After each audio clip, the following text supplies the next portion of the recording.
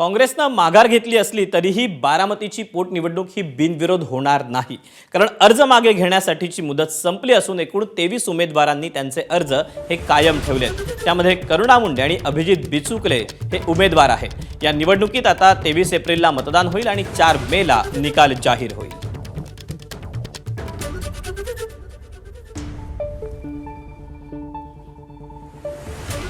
धन्या मुंडेंनी आपले हर्षवर्धन सपकाळ सोबत बोलणं केला आणि काँग्रेसच्या उमेदवारांनी माघार घेतली।